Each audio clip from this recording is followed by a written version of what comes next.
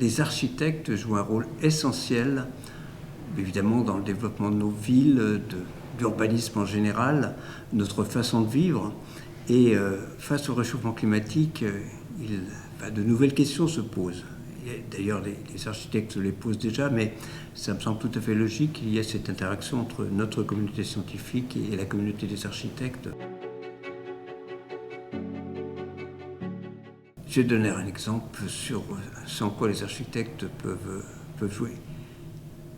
Le matériau lui-même, disons la construction autour du béton, du ciment, est émetteur de gaz à effet de serre de façon relativement importante. Donc nous aurons 3 milliards de personnes de plus dans les villes en 2050 qu'aujourd'hui. On sera 10 milliards. Si les constructions se poursuivent sur le même mode que celles que nous connaissons, beaucoup de ciment, de béton, eh bien, la seule construction de ces villes nous apporterait, par les émissions de gaz carbonique qui sont associées, nous apporterait au moins un demi-degré supplémentaire.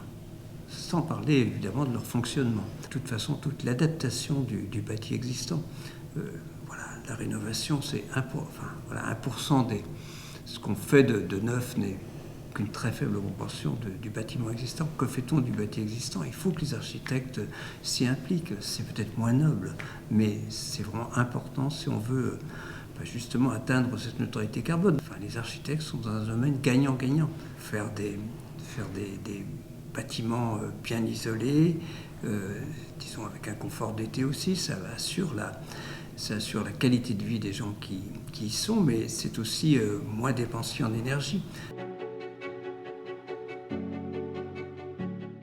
Oui, le récit des territoires, pour moi, ça m'évoque avant tout l'adaptation. C'est-à-dire que l'adaptation au réchauffement climatique est vraiment quelque chose qui est très local, qui est très localisé. On a vu pendant cette matinée, effectivement, disons, des interventions sur, en particulier, tout ce qui était lié à l'élévation du niveau de la mer. On voit bien que c'est assez local. Le bâti est différent, y compris dans un pays comme le nôtre, entre l'Occitanie et ma Bretagne natale.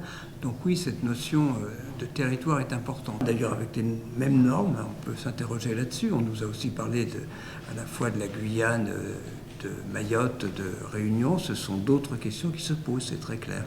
Donc c'est intéressant de ne pas prendre la France et disons ces territoires d'outre-mer comme un tout homogène, ce qui n'est pas le cas par rapport au bâti, à la façon de développer les villes, à la façon de se développer, à la façon de construire, à la façon de s'adapter au réchauffement climatique.